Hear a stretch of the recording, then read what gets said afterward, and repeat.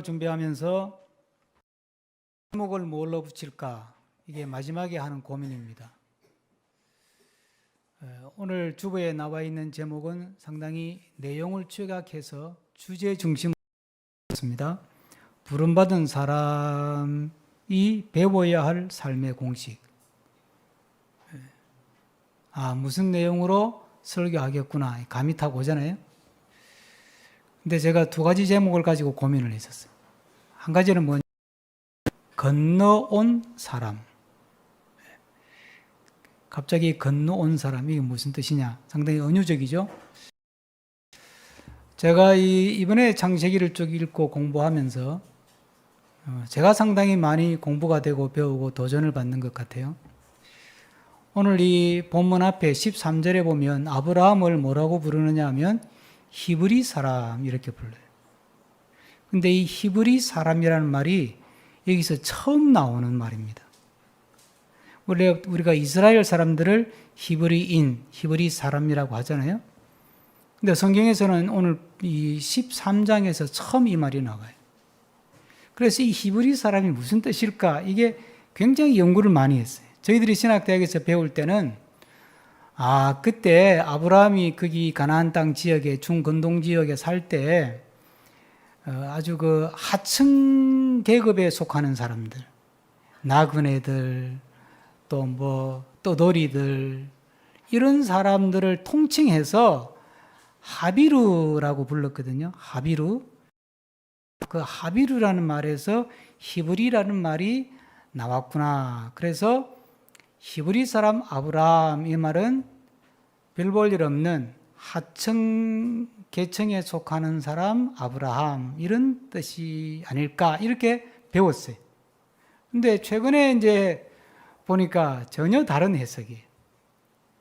이 히브리라는 말은 아바르라는 말에서 왔다는데 이 아바르라는 말은 건너는 사람, 건넌다 이런 뜻이래요. 그러니까 아브라함이 갈대아 우르라고 하는 곳에 살다가 하나님이 불렀잖아요. 그래서 가나안 땅으로 오는데 그때 아브라함이 유브라데 강을 건너서 오거든요. 쭉 설교를 들으신 분은 아실 거예요. 아브라함이 살던 곳이 메소포타미아 문명, 수메르 문명이 있던 곳인데 거기는 서쪽으로는 유브라테스, 우리 동쪽으로는 티그리스 강이란 말이에요. 그 가운데 살았는데 거기 살다가 유브라데스 강을 건너서 가나안 땅으로 왔어요. 그러니까 강을 건너온 사람이죠. 그래서 아바르라는 말에서 건너온 사람이라는 뜻으로 히브리 사람 아브라함이라고 한 것 같다. 이렇게 지금 또 새로운 주장이 나왔어요. 근데 최근에 이 주장이 상당히 많이 받아들여지는 거예요. 성경은 공부하면 할수록 수천 년 전의 이야기니까 점점 더 이제 우리가 몰랐던 게 밝혀지는 거죠. 건너온 사람이다. 강을 건너온 사람인데 그 강 저편에는 메소포타미아 문명이라고 하는 세계의 거대한 문명인데 그건 잘 사는 나라고 돈도 많고 우상도 많고 재밌는 것도 많고 놀거리도 많아요.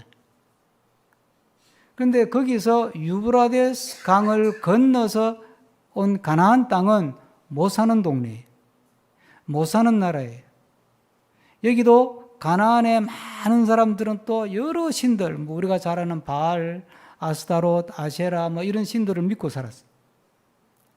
그런데 강을 건너서 온 사람이 이 아브라함인데 이 사람은 좀 뭔가 다르다. 그러니까 우리 하나님을 따르는 하나님께서 하나님이 불러내신 사람을 가리켜서 건너온 사람이라 이렇게 부르는 거죠. 우리도 사실은 건너온 사람이에요. 어디서 건너왔어요? 예? 세상에 속해 살다가 세상 나라에 속해 살다가 하나님 나라 백성으로 건너온 거죠. 그러니까 아브라함이 수메르 문명권에 살다가 가나안 땅으로 이민 온 것처럼 우리도 그동안에 세상 문명 속에 살잖아요. 살다가 하나님 나라 백성으로 이민을 온 사람들이에요. 그러니까 부름받은 사람은 강을 건너온 사람인데 하나님 나라로 이민 온 사람인데, 그럼 우리가 새로운 문명, 새로운 질서, 새로운 공식이 통하는 세상으로 이민을 왔으니까 배워야 될 게 많잖아요. 우리가 다른 나라에 이민 가면 그 나라에 배워야 될 게 많잖아요. 그것처럼 우리도 하나님 믿고 살려면 하나님 부름 받았기 때문에 배워야 될 게 너무 많은 거예요. 그걸 제대로 안 배우면 그냥 나라는 이민은 왔는데 거기서 계속 한국식으로 미국 이민 가고 유럽 이민 가가지고 계속 한국식으로 살면 따당하죠. 그런 거죠. 그러니까 한국 것을 지키면서도 또 그 나라의 문화, 그 나라의 질서, 그 나라의 법칙, 그 나라의 법도 지키면서 살아야 되잖아요. 그러니까 배울 게 많은 거죠. 우리가 하나님의 백성으로 살아간다고 하는 것은 하나님의 부름 받는 순간에 갑자기 되는 건 아니라는 거예요. 12장에서 아브라함이 부름 받았죠. 13장 지금 14장이에요. 그리고 아브라함 이야기는 18장에서 끝나요. 그 22장에서 끝나는데 그 사이에 많은 이야기가 있어요. 그 과정이 뭐냐 하면 하나님 없는 나라에서 살다가 하나님을 믿고 사는 나라로 와서 하나님 나라에서 하나님 부름 받아서 하나님 믿고 사는 사람은 어떻게 살아가야 하는지를 배워가는 과정이라는 거예요. 그 마지막 이야기가 뭔지 아세요? 아브라함의 이 이야기의 마지막 이야기가 그게 바로 이삭을 번제로 바치는 이야기. 그게 쉽게 되는 이야기가 아니라는 거예요. 그게. 그 많은 과정을 거치면서 아브라함이 경험하고 하나님을 경험하고 세상도 배우고 익히고 훈련하면서 그렇게 다듬어지고 다듬어져서 가능했던 게 아브라함 이삭 번제예요. 그것도 또 사실 이제 그때 가서 좀 자세하게 말씀을 드리겠지만 우리가 아는 인신공양하고는 조금 달라요.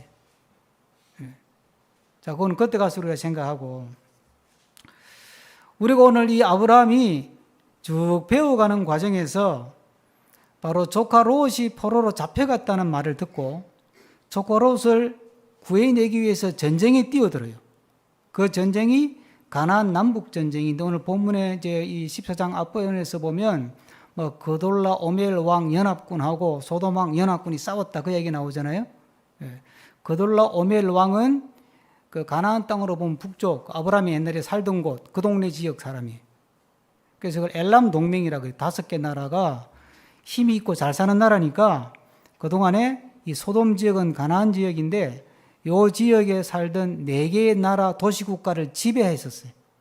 그래서 이 소돔 나라 왕 중심으로 이 4나라들은 이 거돌라오멜 왕 5나라의 조공을 바치면서 살았거든요. 그러다가 막 기근이 오고 뭐 우리나라 홍수 지금 만나듯이 이게 농사도 안 되고 장사도 안 되고 돈을 벌 수가 없으니까 이 세금도 잘 못 내고 조공을 못 바치는 거예요. 그러니까 이제 이 엘람 동맹 그쪽 이 거돌라오멜 연합군들이 얘들이 벌정부리를 한번 고쳐야 되겠다. 얘들이 말이야 조공도 안 내고 세금도 제대로 안 내고 혼을 내자. 그러고 이제 쳐들어온 거거든. 그러니까 소돔 중심으로의 가나안의 4나라 도시 부족들도 우리도 일방적으로 당하고 있을 수는 없다. 싸우자 이 판에. 뭐 죽기 살기로 한번 붙어보자. 이러고 이제 전쟁이 일어난 거예요 이게. 그게 오늘 이 14장에서 다루는 가나안 전쟁인데 신학자들은 이걸 북쪽과 남쪽의 두 힘이 싸우는 거니까 가나안 전쟁이라고 부르는 거예요. 근데 묘한 거는 성경의 전쟁 이야기가 굉장히 많아요. 요한계시록의 마지막 아마겟돈 전쟁이 이 지구상의 마지막 전쟁이라고 기록하는데 최초의 전쟁 이야기가 뭐냐면 바로 이 가나안 전쟁 이야기. 이 처음 나오는 전쟁 이야기. 그만큼 이게 중요한 의미를 가지는 거예요. 그래서 아브라함 이야기 중에서 이 가나안 전쟁 이야기 그리고 조카 롯을 구하는 이야기를 살피면서 우리가 무엇을 배워가야 하느냐, 아브라함은 무엇을 배웠느냐 함께 도전받고 또 하나님 나라 백성으로 부름받은 사람으로 살아가는 꿈을 꾸고 도전하는 우리 모두가 되기를 주의 이름으로 부탁합니다.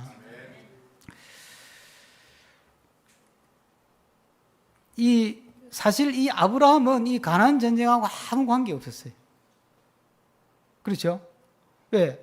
아브라함은 이민 온 사람이니까 그 지역 사람이 아니니까 아무 관계 없었어요. 그리고 포로로 잡혀간 롯도 이 전쟁하고 아무 관계 없는 사람이에요. 당연히 그렇죠. 이 롯도 아브라함 따라서 그냥 우르에서 이민 온 사람이니까 아무 관계 없어요. 그런데 어떻게 전쟁을 하다 보니까 이 북쪽에서 쳐들어온 이 나라가 힘이 세고 무기도 좋고 군사도 막강하니까 당연히 전쟁에서 이기겠죠. 그래서 그냥 싹 썰어서 그냥 포로로 잡아가고 전리품 걷어서 쫙 이제 전쟁 이겨가지고 간 거예요. 가는데 포로를 잡아가면서 뭐 이 지역 사람, 뭐 이민 온 사람 가리는 게 아니니까 무조건 막 보이는 대로 다 잡아가다 보니까 이 조카 롯이 포로로 잡혀가 버린 거예요. 이제 그 소식을 아브라함이 들어요. 듣자마자 아브라함은 주저하지 않고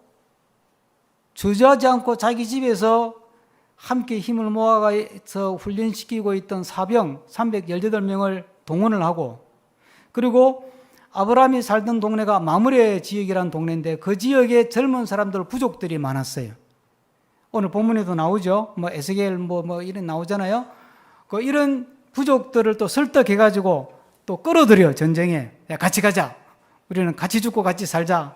우리는 이웃이지 않냐. 이래가지고 이제 이 젊은이들이 아브라함 전쟁에 합류를 해줘요. 그래서 이 힘을 모아가지고 이제 공격을 다시 이제 반격을 하는 거지.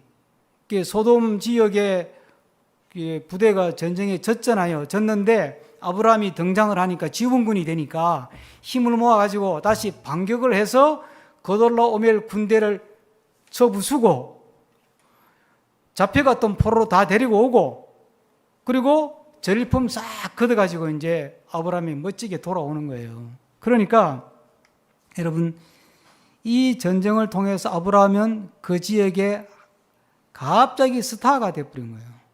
어느 정도 스타가 됐냐? 오늘 본문에 보면 소돔 왕이 그냥 너무 기뻐가지고 맞이하러 나와요. 그런데 소돔 왕만 오는 게 아니고 멜기세덱이라는 사람이 갑자기 나타나요. 멜기세덱, 오늘 본문 한번 보실까요? 자, 15장 18절 다 같이 읽습니다. 14장 18절 다 같이 읽습니다. 살렘 왕 멜기세덱이 떡과 포도주를 가지고 나왔으니 그는 지극히 높으신 하나님의 제사장이었더라. 그러니까 멜기세덱이라는 사람은요, 구약 성경 여기 한 번 나와요. 그러면 다시 안 나와. 근데 이 멜기세덱이라는 사람이 살렘 왕이라 그러니까 아마 추측하기를 예루살렘의 왕이고 제사장인 걸로 지금 추측을 해요. 그때 이 예루살렘은 지금 예루살렘하고 달라요. 우리가 아는 예루살렘하고는.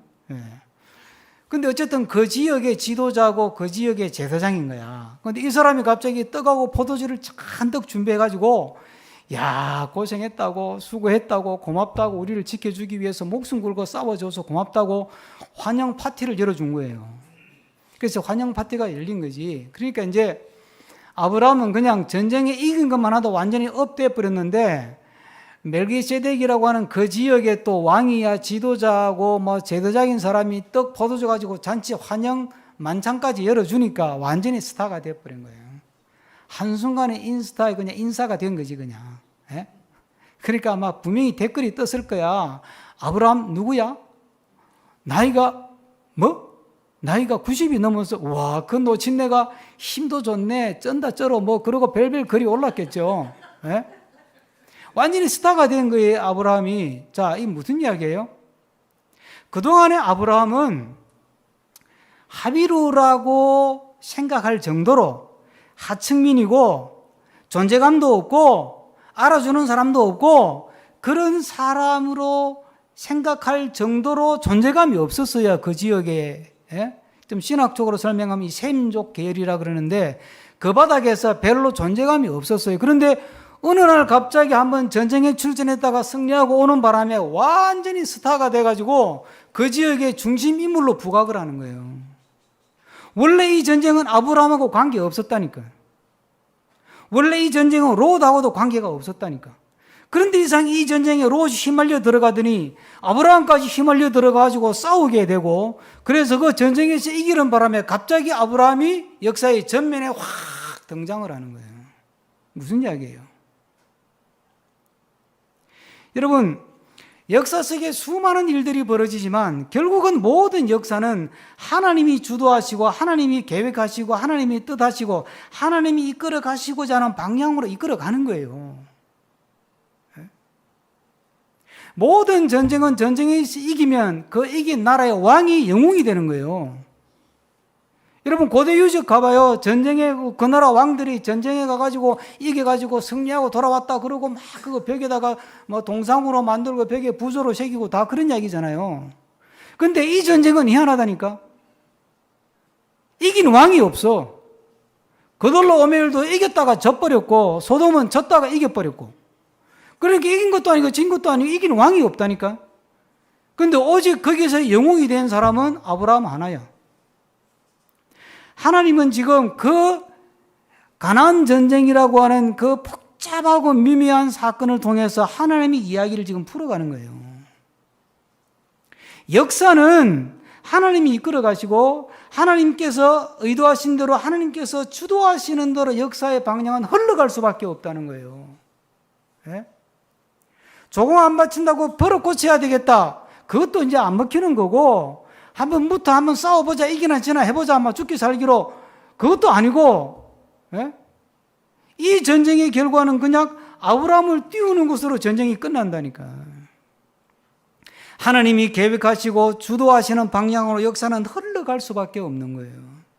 우리가 이 땅에 살면서 우리의 삶도 마찬가지예요. 우리 인생에 좋은 일, 나쁜 일, 크고 작은 일들을 많이 겪지만 결국은 우리의 삶의 발걸음은 우리 인생의 걸음, 나라의 운명, 세계의 운명 이런 모든 일들은 하나님이 주도하시는 방향으로 흘러가는 거예요. 지금 기후 때문에 난리가 아니잖아요. 그죠? 국가적으로는 양극화 때문에 문제잖아요. 지금 4차 산업혁명 AI 시대 그래서 지금 정신이 없잖아요. 자, 하나하나 그냥 작은 눈으로 보면 정신이 없어. 어떻게 대응해야 될지 모르겠고 역사가 어떻게 흘러갈까, 앞으로 어떻게 될까, 로봇 시대가 온다는데 인공지능 로봇이 인간을 지배하는 거 아니냐, 뭐 별별 가상 시나리오가 다 나와. 다 좋아. 그럼 우리가 고민할 수 있는 문제고 연구할 수 있는 문제고 나름대로 준비해서 대응해야 될 문제예요. 그러나 큰 틀에서 보면 이 역사의 배후에는 하나님이 계시는 것이고 하나님이 주도하시고 의도하시는 방향으로 역사는 흘러간다는 거예요. 우리 자녀의 인생이, 우리 가정의 역사가, 우리 교회의 역사가, 한국 교회의 역사가, 대한민국의 역사가 하나님이 의도하시고 주도하시는 방향으로 흘러갈 수밖에 없다는 거예요. 그 역사를 누구도 바꿀 수 없어요.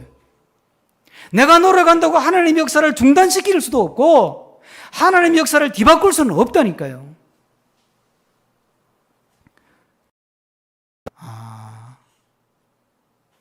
내 인생도 내가 막 머리 쓰고 연구하고 노력하고 열심히 하고 뭐 공부하고 훈련하고 작전을 짜고 계획을 세우고 풀어가는 것 같지만 결국은 내 인생의 역사도 이걸 풀어가시는 분은 하나님이시고 하나님께서 주도해 가시는 그 흐름을 막을 수는 없어요. 결국은 그 배후에 하나님이 계신다. 제가 요즘 아주 흥미로운 책을 하나 읽고 있는데 그 엘빈 클라이머라고 하는 이제 학자가 쓴 건데요. 초기 교회와 인내의 발효라고 하는 제목도 되게 어려워요. 그런데 이제 학자가 쓴 거니까 근데 이제 뭘 연구한 거냐 하면 예수님 부활 승천하시고 교회가 생기잖아요. 예루살렘 교회가. 그러고부터 500년 사이에 교회가 폭발적으로 성장해요. 로마 제국을 잡아먹을 만큼 성장하잖아요. 그게 이해가 안 되는 게 역사적으로는 도대체 그 이름도 없고 빛도 없고 존재감도 없던 기독교가 어떻게 이 짧은 기간에 무슨 조직이 있는 것도 아니고 무슨 캠페인을 벌린 것도 아닌데 이렇게 폭발적으로 성장해가지고 대제국 로마를 정복하고 세계를 정복하게 됐냐. 도대체 그 원인이 뭐냐? 이걸 막 분석하는 책들이 수도 없이 많아요. 저도 관심이 많고 이 분야에 관한 책을 저도 한 6권 읽은 것 같아요. 이 책이 최근에 나온 책인데 이 사람은 뭘로 설명하느냐 하면 이 발효라고 하는 말로 설명을 해요. 요거는 제가 다음에 좀 기회가 있으면 소개를 드리고 왜 우리가 음식할 때 발효시킨다 그러잖아요. 예. 그치? 예, 뭐 김치도 발효시키고 된장도 발효시키고 고추장도 발효시키고 다 그렇잖아요. 하나님께서 발효시켜서 된 거다 이런 뜻이에요. 근데 거기에 오리겐이라고 하는 초기 교부의 설교가 소개돼요. 아마 초기 교회에 이제 처음 등록해가지고 세례를 받기 위해서 입교 신청을 하고 그래서 이제 그분들을 대상으로 예배를 드리는 자리에서 오리겐이 설교를 한 거예요. 그 설교문이 인용되어 있는데 제가 그대로 한번 읽어보겠습니다. 무슨 말하는지 잘 들어보세요. 세례 지원자들이여, 누가 여러분을 교회로 모았습니까? 무엇이 여러분을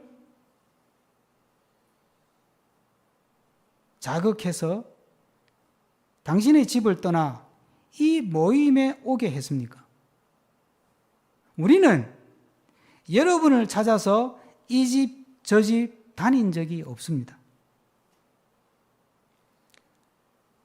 전능하신 하나님께서 그분의 보이지 않는 능력으로 여러분의 마음에 이런 열심을 넣어주지 않으셨습니까?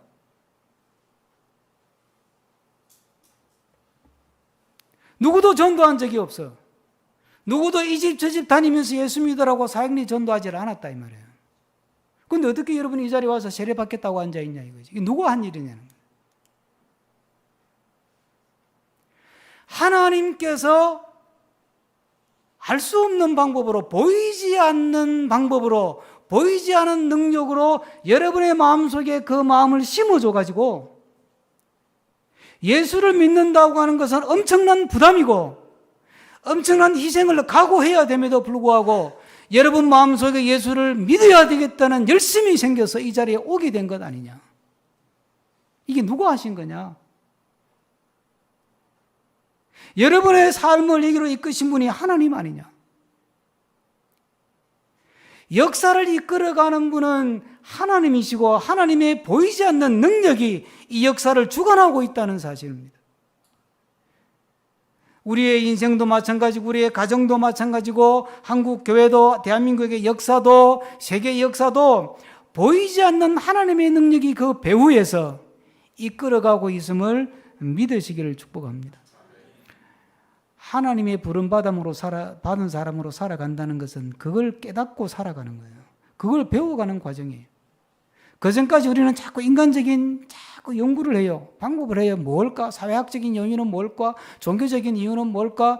경제적인 요인이 있을 텐데 무슨 역사적인 요인은 뭘까? 심리적인 요인은 뭘까? 우리는 그런 걸로 자꾸 분석해가지고 성장의 원인을 분석하고 요인을 분석하고 어떻게 하면 사업이 잘 될까? 어떻게 하면 우리 아이가 공부를 잘할 수 있을까? 어떤 학원에 보내야 될까? 어떤 선생님 일타 강사를 만나서 수학을 영어를 가르쳐야 될까? 우리는 그런 걸 자꾸 연구하고 분석하잖아요. 그렇죠? 그게 필요하지 않는 건 아니에요. 그러나 그것으로 되는 것도 아니에요. 결국은 보이지 않는, 우리가 알 수 없고 우리가 느낄 수 없고 볼 수도 없는 보이지 않는 하나님의 능력이, 보이지 않는 하나님의 손길이 우리의 삶을 이끌어 가시고 우리 자녀들의 삶을 이끌어 가시고 크게는 대한민국의 역사를 이끌어 가시는 줄로 믿습니다. 그 보이지 않는 하나님의 능력을 느낄 줄 아는 것, 그것을 고백할 줄 아는 것, 그것을 확인하고 신뢰할 줄 아는 것이 우리가 배워가야 할 믿음인 줄로 믿습니다. 이 멜기세덱이라는 사람이 뜬금없이 나타났다 그랬잖아요. 그리고 여기 한 번 나오고 다시는 안 나온다니까, 구약에는. 네. 그런데 이 사람이 다시 언제 나오느냐 하면 신약에 와서, 수천 년이 지나고 신약에 와서 히브리서에서 나타나요. 이건 성경 구절이 너무 중요하기 때문에 한번 확인해 보셔야 돼요. 신약 성경 히브리서 6장 30절을 한번 찾습니다. 히브리서 6장 30절.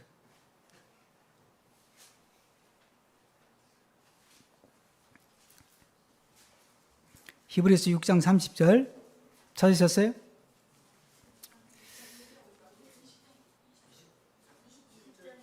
예? 왜 제가 이게 30절이라고 됐지? 예, 마지막 절 그거 맞아요. 다 같이 읽습니다. 시작.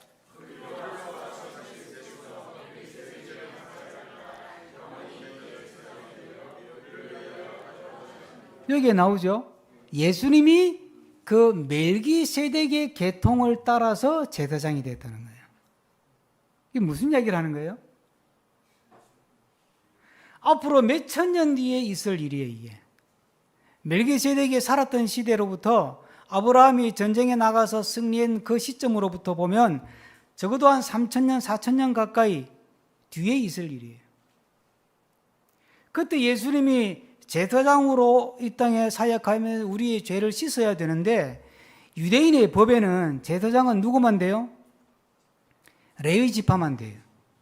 그리고 레위 지파 중에서도 아론의 자손만 될 수 있어요. 근데 예수님은 어느 지파예요? 유다 지파예요. 유다 지파. 그럼 예수님이 제사장 될 수 있어요, 없어요? 안 되는 거예요. 유대인의 법에는 될 수가 없어요. 그런데 이 멜기세덱은 어느 지파예요? 지파가 없어요. 왜? 레위나 유다나 태어나기 전에 아브라함 시대 사람이니까. 그래서 히브리서 7장을 보면 레위조차도 제사장이 나오는 레위 지파의 조상이 레위인데 레위도 멜기세덱을 만나서 아브라함이 인사를 할 때 아브라함 허리에 레위가 있었다 이렇게 이야기를 해요. 이게 무슨 말이에요? 허리에 있었다는 말이 레위는 아브라함을 조상으로 태어날 후손이다 이런 뜻이에요. 예.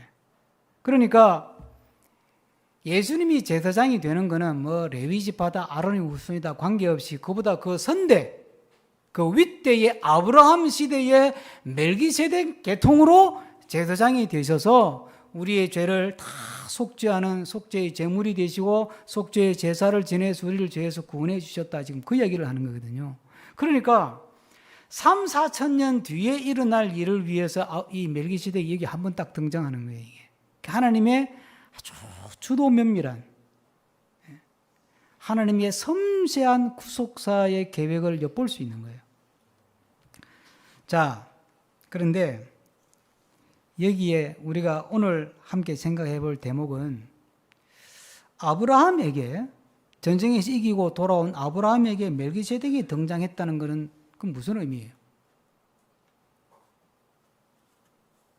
아니 소돔 왕이 수고했습니다 고맙습니다 하는 건 이해가 되는데 갑자기 멜기세덱이라는 왕 제사장이 등장을 아브라함한테 딱 나타나요.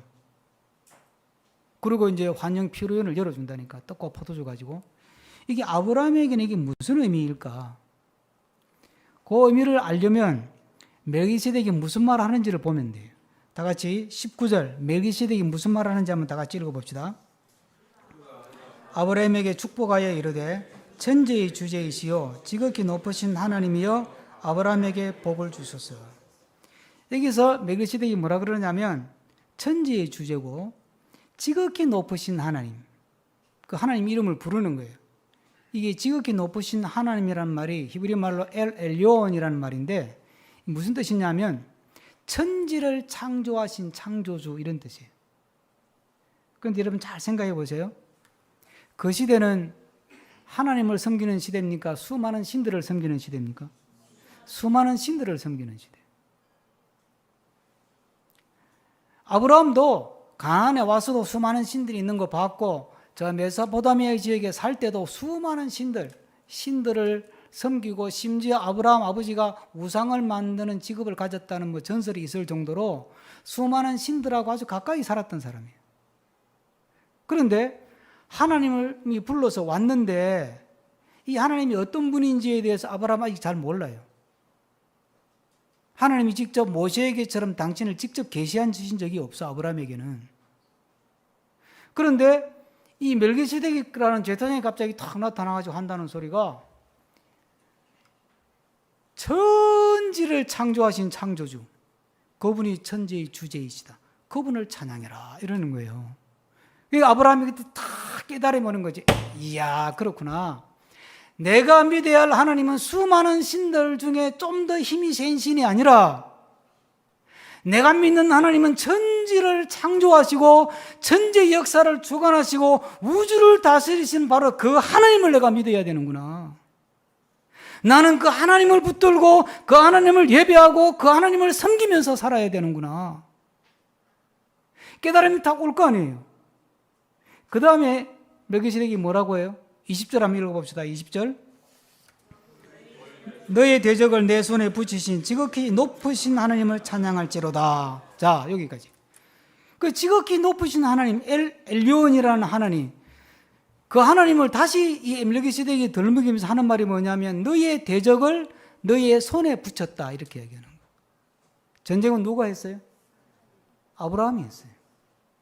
아브라함이 자기 가솔들 데리고 마므레 동맹군 데리고 또 소돔 동맹군의 남은 군사들 모아가지고 추격해가지고 역전극을 벌린 것은 아브라함이라고. 활을 맞은 것도 아브라함이고 칼을 맞은 것도 아브라함이고 창으로 싸운 것도 아브라함이라니까. 적진을 뚫고 들어간 것도 아브라함이고 그 전쟁에 수많은 비용을 들인 것도 아브라함이고 가문의 목숨을 걸고 뛰어든 것도 아브라함이야.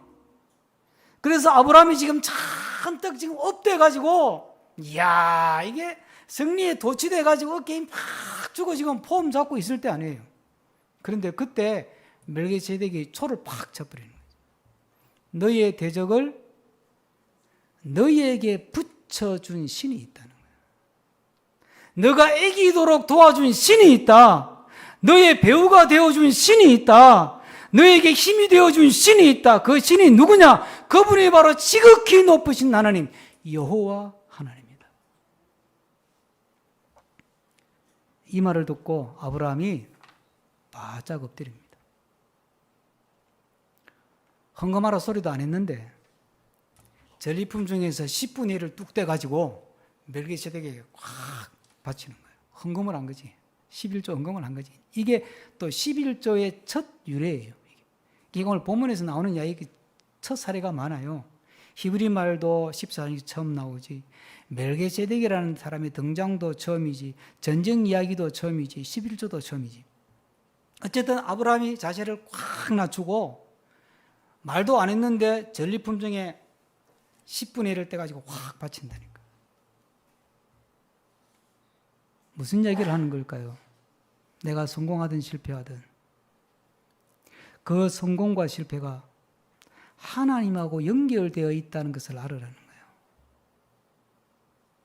우리는 성공했을 때는 하나님이 나를 도우셨다고 생각하는데 실패했을 때는 하나님이 나를 버렸다고 생각하잖아요.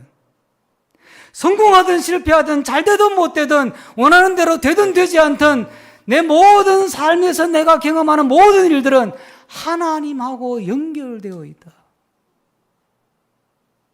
그 하나님의 연결망 속에 하나님의 네트워크 속에 내가 살아가고 있다는 사실을 인식하면서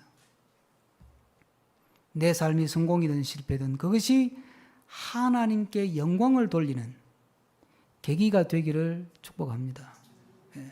그러니까 여러분 내가 성공했냐 실패했냐는 중요하지 않은 거예요. 우리 믿음의 길에서는 하나님을 믿고 살아가는 사람들은 일이 잘 될 때도 있고 안 될 때도 있어요. 그죠?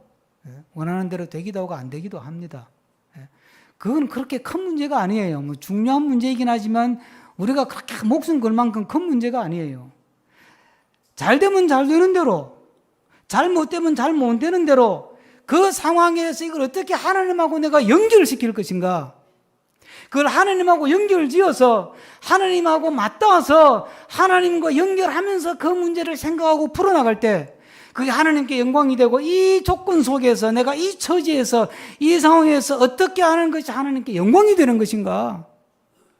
그것만 생각하고 살아가면 하나님은 언제나 우리에게 든든한 뒷배가 되어주시고 언제나 우리의 배우가 되어주시고 우리의 도움의 손길이 되어주시는 줄로 믿습니다. 마지막으로 생각할 것은 소돔 왕이 이제 기분이 좋아가지고 막 박수 치고 나서 이제 멜기세덱이 이제 떠났어요. 이제 환영 파티 끝났어요. 그러니까 이제 소돔 왕이 아브라함한테 뭐라 그래요? 야, 너 이제 전쟁에서 이겼으니까 포로도 많이 잡아왔고 전리품도 많이 가져왔지. 전리품은 너 가져. 그런데 사람은 포로는 다 나한테 보내. 그렇게 이야기를 해요. 그런데 이 말에 중요한 의미가 있어요. 아브라함 시대, 고대 시대에는요, 전쟁이 그들이 먹고 사는 하나의 산업이고 사업이에요. 요즘은 전 세계가 금융으로 전쟁하잖아요. 그때는 진짜 물리적으로 전쟁해가지고 영토를 넓히고 자원을 확보하고 포로를 확보하고 전리품을 가져가는 거예요. 그러니까 막 쉽게 표현하면 고대 전쟁은 전리품 전쟁이다. 그러면 아브라함이 가서 이겼어. 예? 참전해서 이겼어. 포로 잡아왔어. 전리품 가져와서 다 누구 거예요? 이건 당연히 아브라함 거예요. 그런데 소돔 왕이 포로는 돌려주고, 거의 다 자기 지역 사람이니까 돌려주고 전리품만 너 가져라. 이러니까 아브라함이 뭐라 그래요? 아니요. 이건 내가 전쟁에서 이긴 거니까 다 내 거요. 하나도 못 줘. 그래도 되는 상황이에요. 근데 아브라함이 뭐라 그래요? 아니요. 전리품 나는 실오라기 하나도 안 가져갑니다. 포로 다 줍니다. 나는 아무것도 안 가져갑니다. 내가 이 전쟁에 나간 이유는 전쟁을 통해서 포로를 확보하고 종들을 확보하고 전리품을 챙기기 위해서 나간 게 아닙니다. 여러분들은 전쟁을 전리품을 얻기 위해서 전쟁하고 자원을 얻기 위해서 전쟁하고 포로를 확보해서 종으로 쓰기 위해서 전쟁하고 영토를 확정하기 위해서 전쟁하는지 몰라도 나의 전쟁은 그렇지 않습니다. 내가 이 전쟁에 나가는 이유는 딱 하나입니다. 조카 롯을 구하는 겁니다. 롯이 하는 짓은 얄밉고 버릇도 없고 은혜도 모르는 놈이지만 그러나 그럼에도 불구하고 얘는 내 조카고 내가 우리에서 나올 때 나를 따라온 아이다. 그리고 어쨌든 나는 이 아이의 작은 아버지다. 그러니 하나님이 나에게 맡긴 아이이기 때문에 하나님이 나에게 맡기신 일이고 하나님이 나에게 맡기신 책임이니까 나는 하나님을 섬기는 사람으로서 내 도리를 다하는 것이고 이 명분 때문에 목숨 걸고 전쟁한 거다. 하나님께서 이 전쟁에 이기게 하셨고 그러니 나는 전리품에 관심 없다.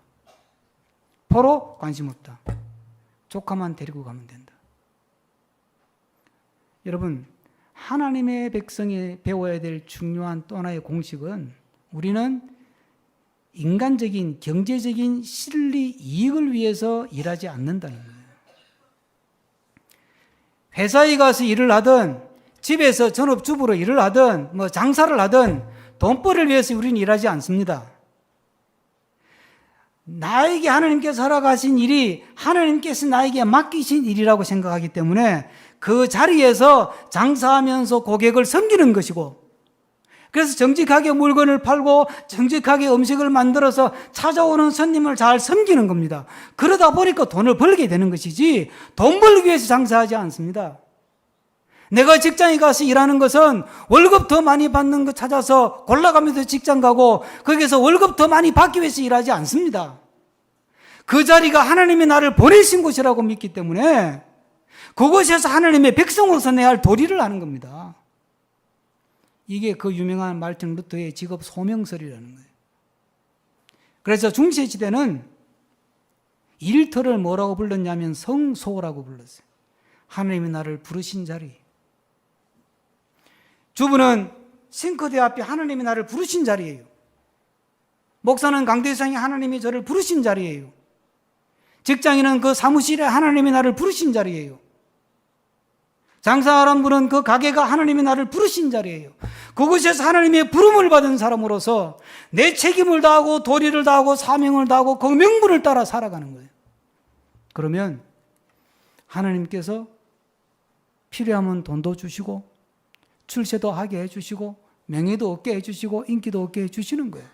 그건 하나님이 하실 일이고 우리는 그 사명을 따라 사는 거예요. 우리 예배를 드려도 마찬가지예요. 우리가 이 자리에서 왜 예배 드립니까? 복을 받기 위해서. 그러면 미신을 섬기는 거예요. 그건 우상을 믿는 거예요. 예배는 복을 받기 위해 드리는 게 아니에요. 예배를 왜 드리느냐 하면 하나님의 부름받은 사람은 마땅히 예배를 드려야 하기 때문에 드리는 거예요. 이건 우리에게 주어진 거룩한 책무예요. 영광스러운 책무예요. 그래서 예배를 드리는 거예요. 옵션이 아니에요.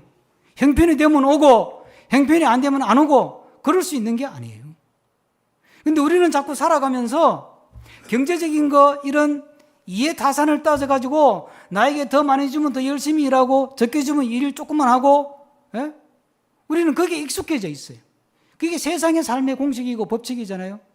예배, 하나님의 복 주면 예배도 열심히 드리고, 복 안 주면 예배도 열심히 안 드리고, 삐지고. 그건 세상의 법칙이에요. 그죠? 그런데 하나님 우리에게 원하시는 것은 아브라함을 통해 보여주는 삶의 법칙, 우리가 배워야 될 건 뭐냐면, 예배는 마땅히 들어야 될 예배이기 때문에 드리는 게 우리 도리니까. 하나님의 부름을 받고 하나님의 사랑을 받고 은혜를 받고 구원받은 자가 마땅히 해야 될 일이 뭐냐? 하나님을 예배하는 것입니다.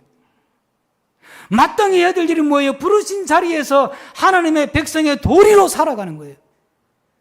왜 착하게 삽니까? 왜 장사를 하면 정직하게 합니까? 윤리 경영을 해야 되기 때문에 아니에요, 여러분.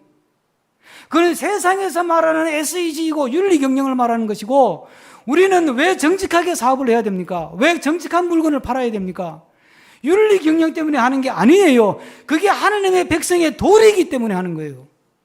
하나님의 백성의 도리를 따라 살아가면 하나님의 복이 따라오는 것이고 하나님의 은혜가 따라오는 것인 줄로 믿습니다.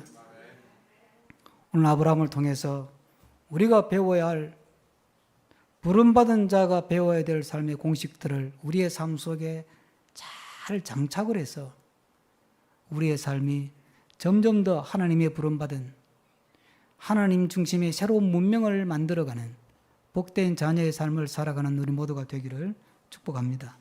기도하겠습니다. 주신 말씀 생각하면서 이 시간 다 같이 한 마음을 담아서 한 목소리로 기도하겠습니다. 주님 감사합니다. 우리가 세속의 땅에서 믿음의 땅으로 건너온 사람입니다. 죄의 땅에서 믿음의 땅으로 건너왔습니다. 하나님, 이제 이곳에서 하나님을 믿고 하나님을 의지하고 하나님을 붙들고 하나님을 찾으며 살아가는 삶의 공식을 배워갑니다. 하나님, 우리 가운데 함께 해주셔서 내 삶의 역사는 하나님의 의도하시는 방향으로, 하나님이 주관하시는 방향으로 흘러갈 수밖에 없다는 사실을 인식하게 해주시고, 그 내 삶의 역사의 배후에 그 역사를 이끌어 가시는 하나님의 손길이 있음을, 그 능력이 뒷받치고 있음을 믿게 하여 주시옵소서. 하나님, 우리의 삶 속에 어떤 상황에서도 어떻게 처하는 것이 하나님의 영광이 되는 것인지를 늘 묵상하게 해주시고, 진리를 따라 사는 것이 아니라 이익을 따라 사는 것이 아니라 하나님의 도리를 따라 하나님이 주신 명분을 따라 사명을 따라 살아가는 우리가 되게 하여 주시옵소서. 하나님, 주의 은혜로 죄의 세상에서 믿음의 세상으로 건너왔습니다. 세속의 세상에서 믿음의 세상으로 건너왔습니다. 인본의 세상에서 믿음의 세상으로 건너왔습니다.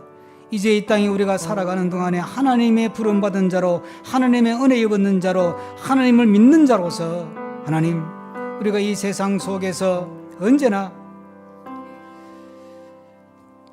이 역사, 내 삶을 이끌어 가시는 분은 하나님이시고, 내 삶의 배후에는, 역사의 배후에는 하나님의 능력이 뒷받치고 있다는 사실을 늘 기억하게 해 주시옵소서. 하나님, 간절히 기도합니다.